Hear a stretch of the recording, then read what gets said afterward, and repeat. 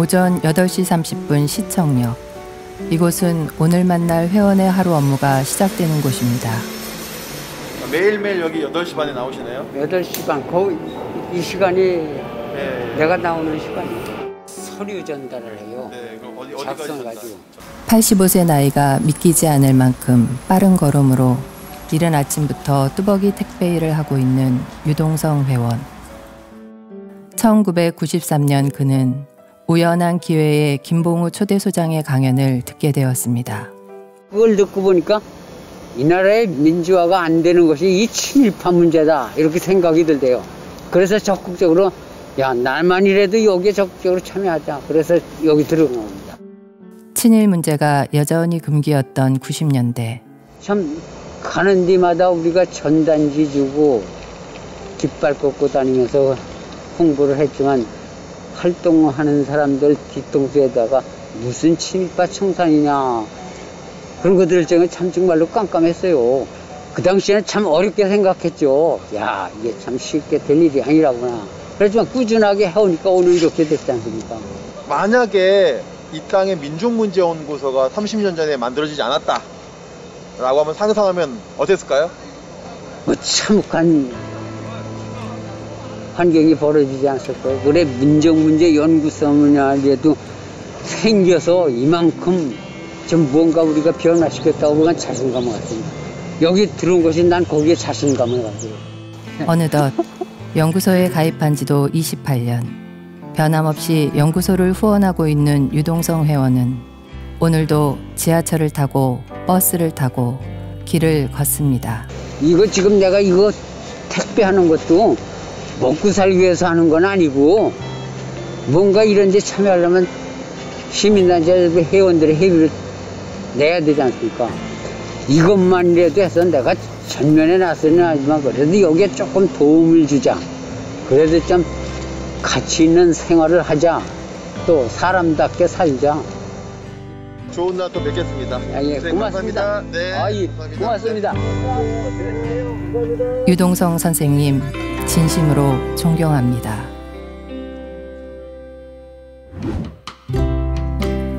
서울 합정동에 있는 르몽드 디플로마티크 한국지사. 이번에 만날 회원은 프리랜서 작가이며 르몽드 코리아 홍보위원입니다. 저는 이제 누가 직업을 물으면 글 쓰다듬이라고 얘기를 하거든요. 글을 쓰고 다듬는다. 쓰다듬고 어루만짐으로써 글을 빛나게 한다. 김진주 회원이 연구소를 알게 된 것은 2012년.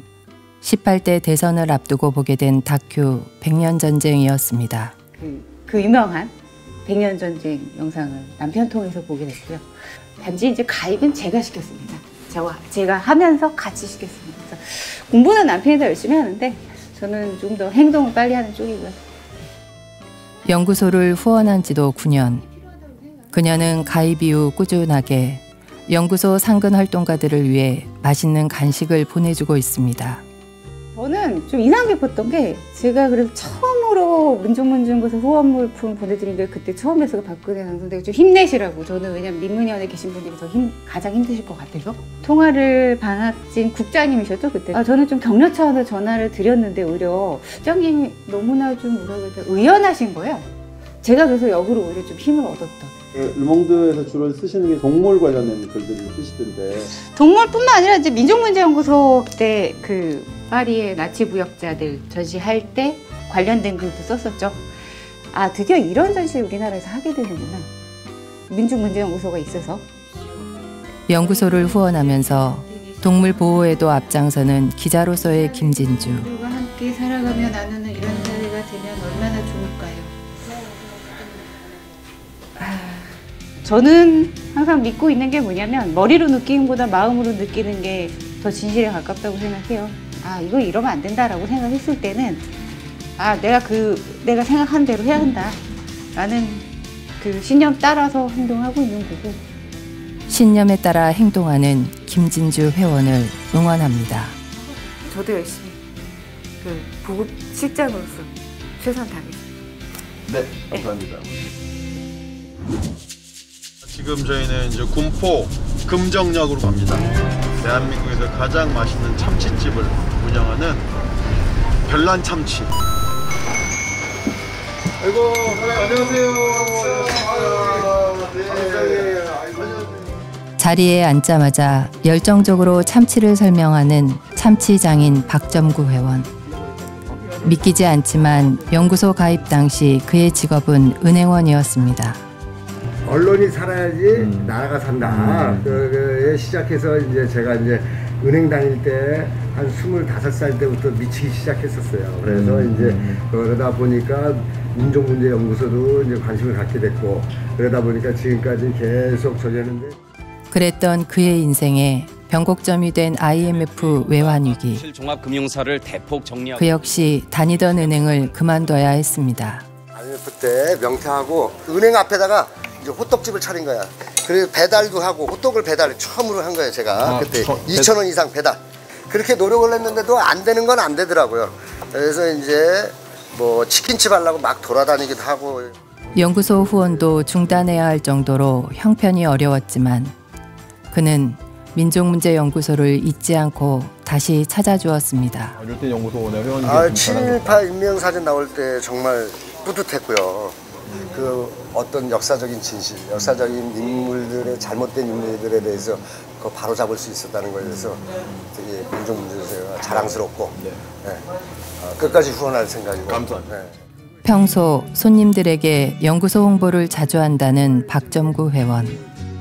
가게 이곳저곳에서는 그가 추구하는 삶과 철학이 보였습니다. 스페셜 3,000원 쏩니다. 이렇게 직접적으로 하는 사람은 거의 없을 거예요. 그러니까 이렇게 하면서. 그럼 태극기 부대 영감님들이 보고 이제 싸움 나겠네. 그래서 안쪽에다 제가 걸어놨죠. 밖에서 찢어버릴까봐. 생각이 다른 건 어쩔 수 없잖아요. 이거를 이해시키려고 참치를 통해서 만들어 가는 거죠. 정치든 참치든 다스릴지 잘 다스려야지만이 국민이 행복하고 손님의 입맛이 행복한 거예요. 별난 참치 사장님의 이것이 참치다 강의. 군포에 오시면 꼭 체험하고 가세요.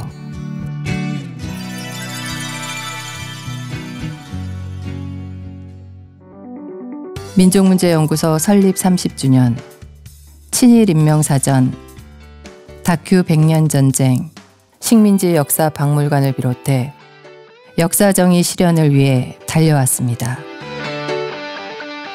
초창기 100여 명이었던 후원회원은 1만 3천여 명이 되었습니다.